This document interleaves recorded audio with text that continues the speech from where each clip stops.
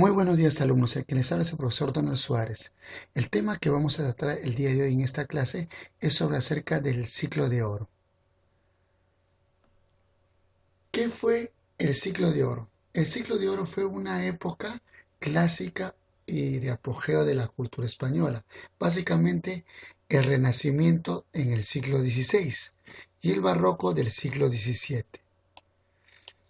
Tradicionalmente hablar del ciclo de oro español es relacionado con la cultura.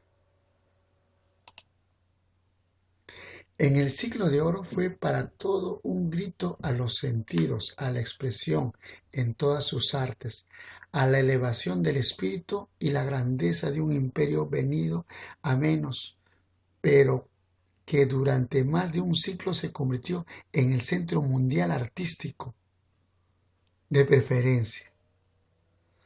A comienzos, en el siglo de oro español, comienza en la segunda mitad del siglo XVI, tras las crisis sociales surgidas en Castilla, Valencia y Mallorca. Carlos I estabiliza su imperio y consolida un Estado moderno con una monarquía absoluta, con una monarquía muy diferente de forma de gobierno. A comienzos con el reinado de los reyes católicos en 1492, donde se había producido la conquista de América, que amplió el mundo conocido y la toma de la Granada, que implicó el punto decisivo de la reconquista de la consolidación de la monarquía española.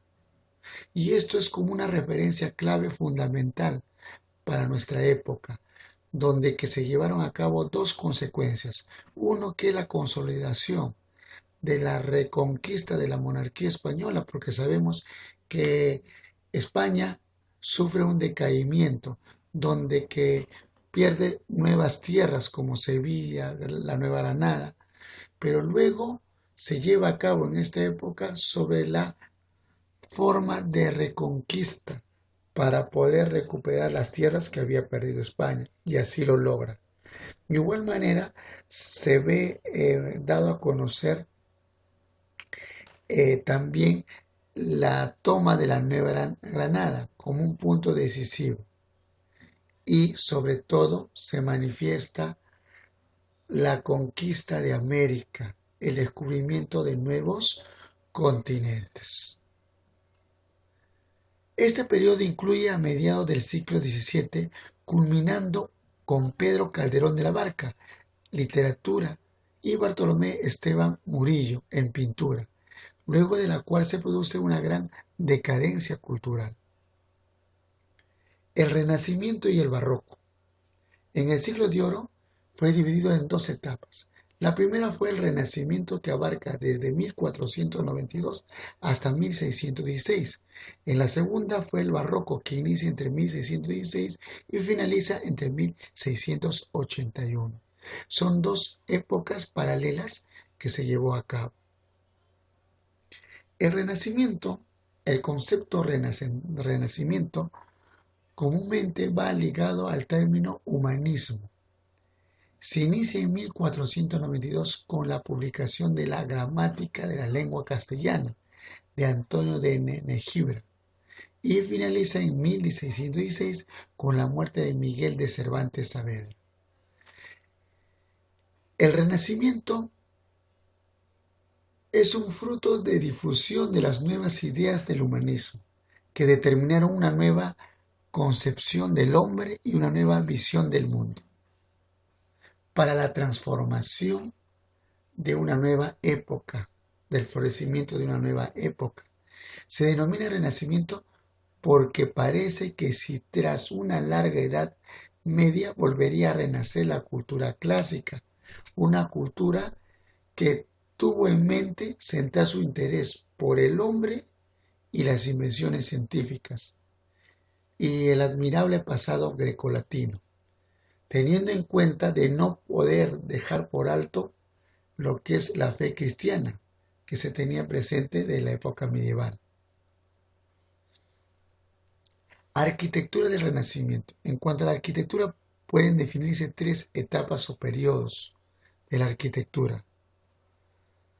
En el aspecto del Renacimiento, El Renacimiento supuso el triunfo de las ideas humanistas, admiración por la antigüedad clásica, por la tradición grecorromana, por la admiración por las culturas antiguas, Grecia, Roma, y tuvo una concepción del hombre como centro del universo, el denominado antropocentrismo, que es centrarse en el hombre como un ser del universo, como un ser inteligente, como un ser que engloba todo. Exaltación de la naturaleza y de lo natural como algo bello, bueno y verdadero. Lo elegante es lo natural. Centra también su interés por la naturaleza, enfoca su interés por la naturaleza, de que es la exaltación de algo hermoso, bello, que se puede ver. Y también refleja la búsqueda del equilibrio de la proporción y de la armonía. Busca el equilibrio de la armonía, de la paz, de la tranquilidad, de una forma equitativa de poder vivir. Obra de la literatura renacentista. Tenemos a Antonio de Nebrija, Gramática, Jorge de Montemayor, La Diana, Fray Luis de León de Granada, Libro de la Oración y Meditación, Fray Luis de León, Los Nombres de Cristo. En anónimo tenemos a Lazarillo de Tormes, tenemos también a Fernando de Rojas, La Celestina, que también está paralelo ya al pre-renacimiento, que da su origen ahí. Juan de Boscán, Ero y Leandro, Epístola a Mendoza. Garcilaso de la Vega, 38 sonetos y 5 canciones, una oda, 2 elegías y 3 églogas. No nos estamos refiriendo a lo que es el inca Garcilaso de la Vega, sino al español Garcilaso de la Vega. El barroco. El barroco es un concepto de la historiografía del arte, de la literatura y de la música, porque ambos están compenetrados. Ahora, se inicia en el año de 1616 como la muerte de Miguel de Cervantes Saavedra y se finaliza en el año de 1681 con la muerte de Pedro Calderón de la Barca. Estamos teniendo un inicio y un final.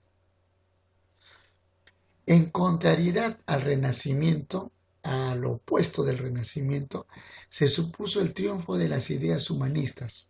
El barroco fue un periodo de pesimismo y desengaño. Se abandonaron todos los ideales humanistas, todos los pensamientos de surgimiento y se volvió a la religiosidad más profunda. Se volvió a enfatizar nuevamente la religión a través de la fe. El arte barroco se le puede caracterizar por el gusto por lo monumental y lo colectivo, que se opone al individualismo, ¿no? Protestante por el deseo de impresionar y por la exhibición de poder material, sobre todo de riqueza y por la importancia de las supersticiones decorativas, que eran fascinantes, ya que todo esto tenía una forma de construcción barroca, que era una forma de manifestación artística en su construcción. La literatura española del barroco es un periodo de creación literaria que abarca aproximadamente desde las obras iniciales de Góngora y Lope de Vega en la década de 1580 hasta bien entrado el siglo XVIII. Características de la literatura barroca. Las características fundamentales de la literatura barroca española son la progresiva, la complejidad de los recursos formales. No se tenía presente todavía independizar nuevas formas literarias, sino estaba inmerso a la complejidad de estos recursos como una formalidad, ¿no? Y temática centrada en la preocupación por el paso del tiempo, de que no se debería perder lo que se ha dado a conocer como una forma de manifestación literaria, y la pérdida de confianza de los ideales neoplatínicos del Renacimiento, que muchos los perdieron en aquella época. Aspectos del barroco. El barroco tuvo cuatro aspectos fundamentales que fueron el pesimismo, el desengaño, la preocupación por el paso del tiempo, la pérdida de confianza en los ideales renacentistas. Estas situaciones fueron dadas a conocer en el aspecto barroco, que no tenía un bien para poder sobresalir de ello, sino siempre estaba enfocándose al pesimismo, al desengaño, a la preocupación por el paso del tiempo, donde se refleja qué es lo que se va a dar a conocer mañana más tarde, la pérdida de confianza de los ideales renacentistas, de los hombres grandes y conocidos de la época, la pérdida de confianza, y eso va a generar ciertas incertidumbres en la época barroca. Autores y obras. Dentro del barroco se destacaron bastantes autores y obras, uno más que otro, pero todos dejando una gran huella en este género. Comparación entre el Renacimiento y el Barroco. ¿Cuál es la diferencia? ¿Cuál es la comparación que podemos dar a conocer? Primero vamos a comenzar a dar a conocer el Barroco. En el Barroco se cae el pesimismo como consecuencia de la decadencia, que es una de las causas que da origen. Luego tenemos el lenguaje que se aproxima a la anficiosidad, lo que es la artificiosidad que conlleva a la superficie, ¿no? A lo que no es sensible, no es duradero, sino es algo pasajero. El arte se vuelve dinámico y retorcido. Hay cierta confusión en el arte, la ruptura del equilibrio entre el fondo y la forma de poder dar a conocer las cosas. Eso se refleja en el barroco. Ahora en el Renacimiento se confía, y aquí lo tenemos bien claro, se confía en el ser humano y sus facultades. Tenemos aquí un lenguaje natural y selecto. El arte es estático, sereno, con la naturaleza en reposo, y nos muestra el equilibrio entre el fondo y forma.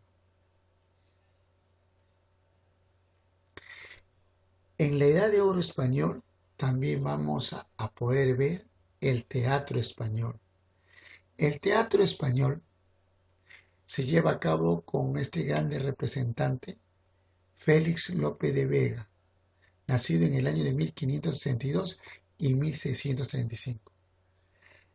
Lope de Vega nace en Madrid en ese año de 1562. Se educa con los jesuitas y asiste a la Universidad de Alcalá de Henares. Se inicia en la carrera de las armas y participa en la campaña en que es derrotada la Armada Invisible. Su temperamento enamoradizo lo lleva a tener sucesivos romances con diversas mujeres, las que le servían de inspiración para sus versos. Se casa en 1588, estableciéndose en Valencia y luego en Castilla.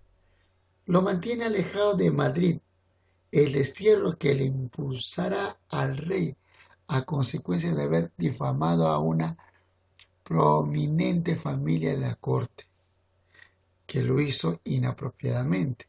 Finalmente puede retornar a su vida natural, donde desarrolla una intensa vida cortesana y amatoria.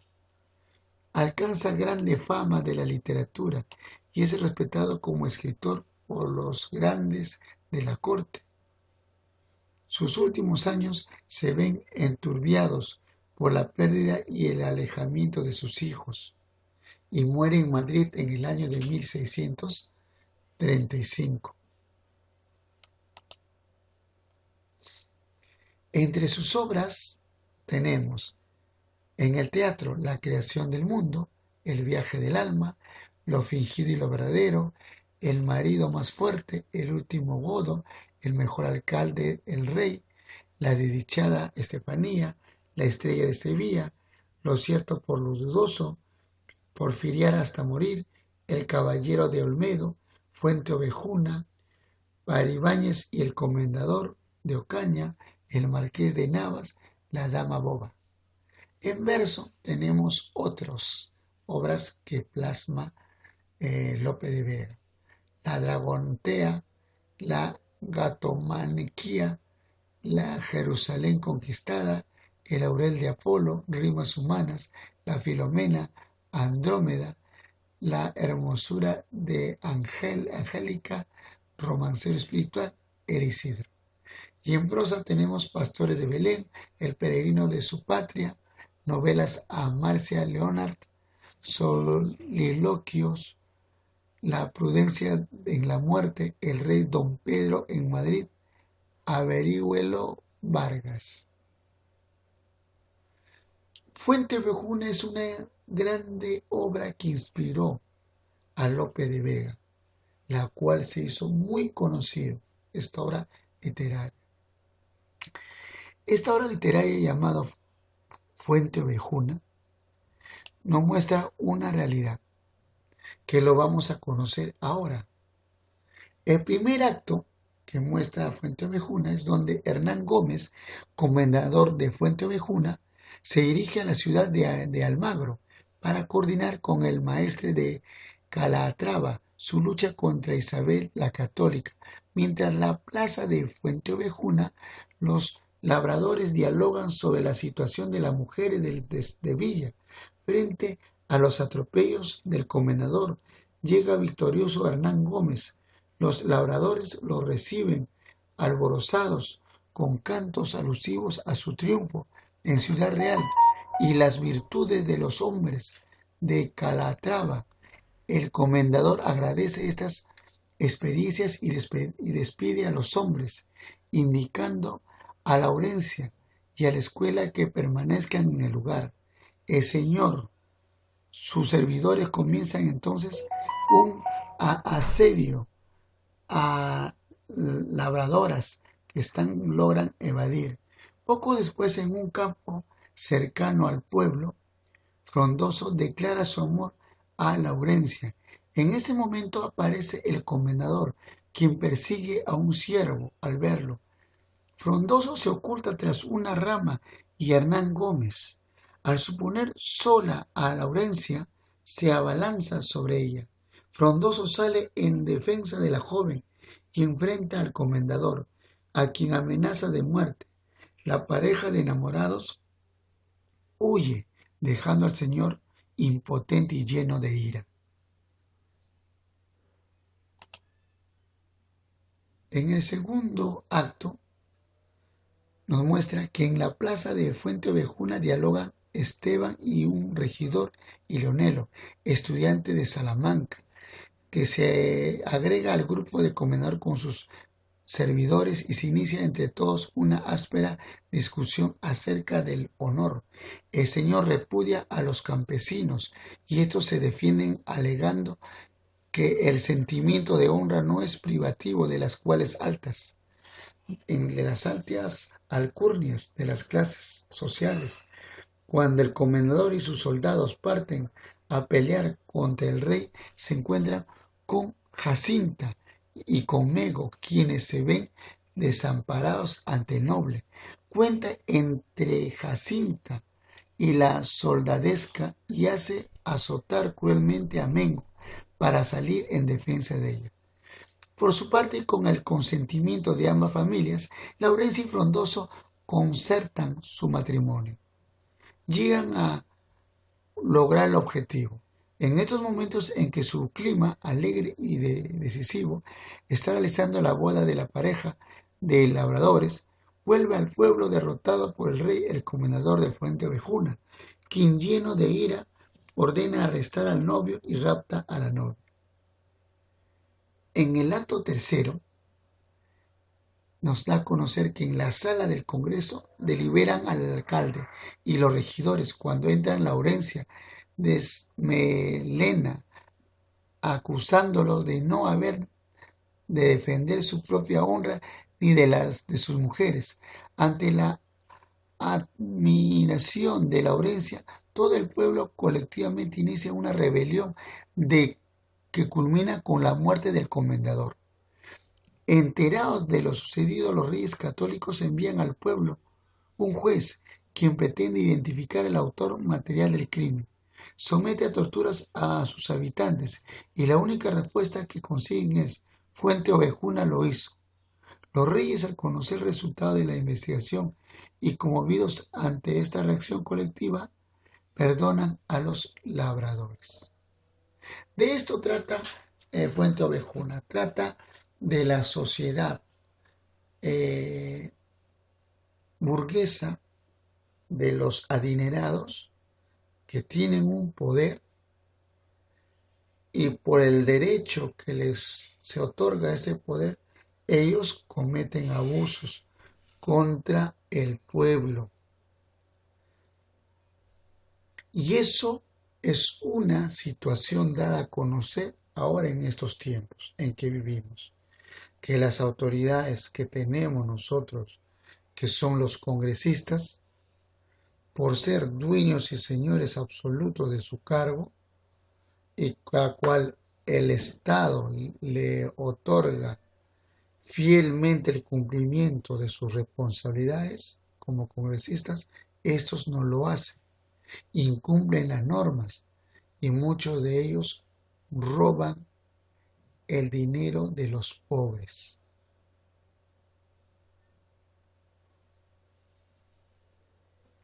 Desde el punto de vista del contenido, Lope utiliza el recurso barroco de entremezclar dos tramas dramáticas, de acuerdo con la estructura siguiente. El primer acto, que es el trama A, donde presenta el conflicto entre los señores feudales y el rey, al que sigue el trama B, que contiene los problemas de los labradores con el comendador.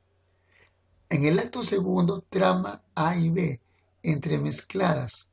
Acto tercero, trama B, figura ahora antepuesta al trama A. Comendador. Es una persona quien da las órdenes. Calatrava, por ejemplo, tiene una dignidad superior a la de caballero, pero inferior a la de maestre. El tema principal de esta obra es el enfrentamiento social entre el comendador y sus vasallos aledanos. Estos aldeanos nobles, sumisos, hacían caso a todo lo que el comendador llevaba a cabo, pero al final salen dándose cuenta de la situación del abuso que estaba cometiendo el comendador sobre ellos. Tema secundario: el honor y la honra. Nos manifiesta también la pureza de la vida campesina frente a la distorsión de valores presente de la vida urbana. También nos muestra el amor sensual y el amor total. También nos muestra la injusticia feudal y la justicia real. Todas estas situaciones que convergen a una realidad que hoy en día también se ve reflejado, lo vemos en Fuente Ovejuna. Pedro Calderón de la Barca. Su larga vida coincide en el desarrollo del barroco. Fue soldado a los 52 años, se hizo sacerdote. Fue capellán de honor de Felipe IV. Sus dramas se caracterizan por ser filosóficos y religiosos. Desarrolló profundamente la especie autosacramental. En sus obras se intensifica la acción dramática, reduce su cantidad de personajes y centra atención en un protagonista. Ese protagonista llamamos nosotros el principal. Entre sus obras tenemos La vida y sueño, El gran teatro del mundo, El alcalde de Zalamea, El mayor monstruo de los celos, El mágico prodigioso. La vida y sueño. El tema principal de esta obra literaria, La vida y sueño, es la realidad y irrealidad de la vida, la cual lo vive en carne propia Segismundo, que es un joven que es encerrado en el alto del castillo sin poder salir.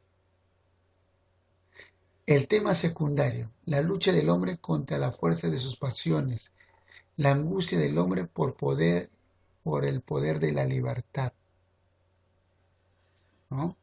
Vemos que Segismundo es encerrado por años y alimentado en ese encierro, pero llega un momento en que es liberado.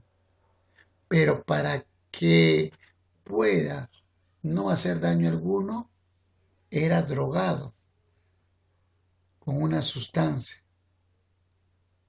Pero eso lo conllevaba a que se escape de su realidad de Segismundo, de la realidad en que en ese momento estaba viviendo.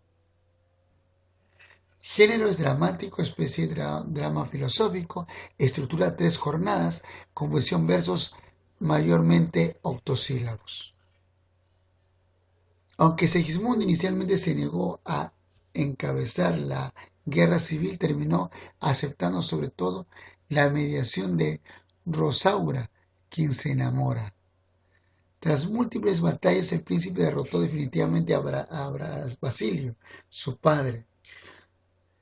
Este asumió entonces que todo estaba perdido. Sin embargo, el príncipe demostró que no era un hombre bestial como lo había anunciado al nacer el horóscopo elaborado por el propio Basilio. Así finalmente el padre e hijo se reconciliaron y Astolfo, que pretendía el trono, tuvo que reparar su falta con Rosaura, casándose con ella, y Segismundo se comprometió en matrimonio con su prima Estrella.